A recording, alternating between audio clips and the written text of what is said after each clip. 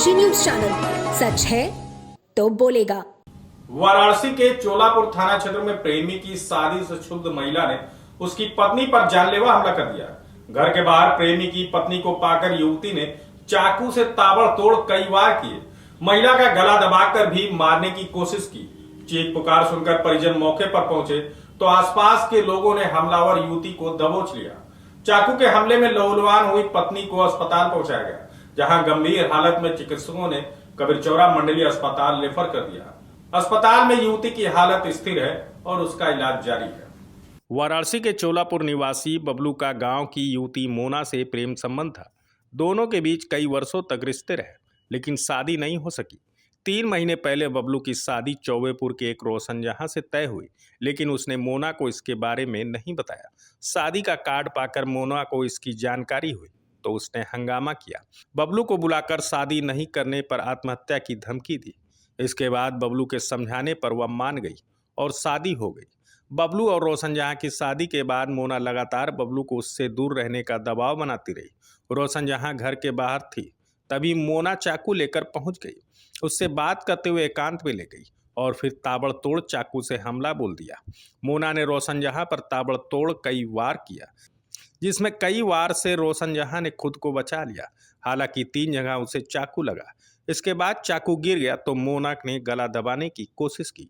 रोशन जहां की चीख पुकार सुनकर परिजन और पड़ोसी मौके पर पहुंचे और मोना को दबोच लिया। लहूलुहान रोशन जहां को आनन फानन में स्थानीय अस्पताल ले जाया गया, जहां से चिकित्सकों ने वाराणसी के लिए रेफर कर दिया। हालांकि उसकी स्थिति खतरे से बाहर है। ग्रामीणों की सूचना पाकर मौके पर पहुंची पुलिस ने घटनास्थल से बबलू और उनकी प्रेमिका मोना को हिरासत में ले लिया। दोनों को चोलापुर थाने लाकर पूछताछ की जा रही है।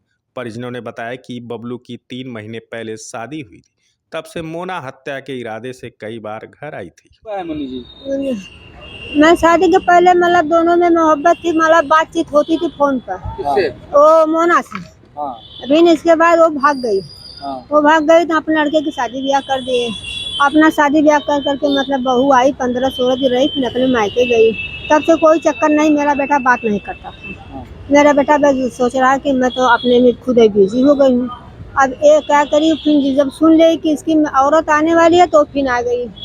वो सुबह 5 बजे भैया मेरा बेटा पतो सोआ था 2 तल्ला मकान पर, ये चली गई। अब मेरा बेटा जब निकला संडास के लिए तो ये घर में घुस कर के उसको मार दी चाकू से घींच के। कही भाभी, तो वो बोली कि मैं क्या इसको चिंती हूँ। बस इसी बात पे वो मारी तो वो चिल्लाई। जब वो चिल्ला हमला की है, क्या था? ए बेटा चाकू है दाढ़ी बनाने वाला, उसमें ब्लेड लगा है। वो थाने पर आया है। अच्छा। हाँ, थाने पर आया है। ठीक है। और उसका सोने का मंगलसूत्र था, वो भी छीन ली। मेरे बेटे की मोबाइल से बड़ी वो भी छीन ली। मेरी बेटी जब वो पकड़ने लगी, हम पकड़ने लगे तो मेरी बेटी का सोने का सिकड़ी रही, वो भी छीन ली। सब ले करके वो भागी। अभी क्या पुलिस में कंप्लेन की है? हाँ।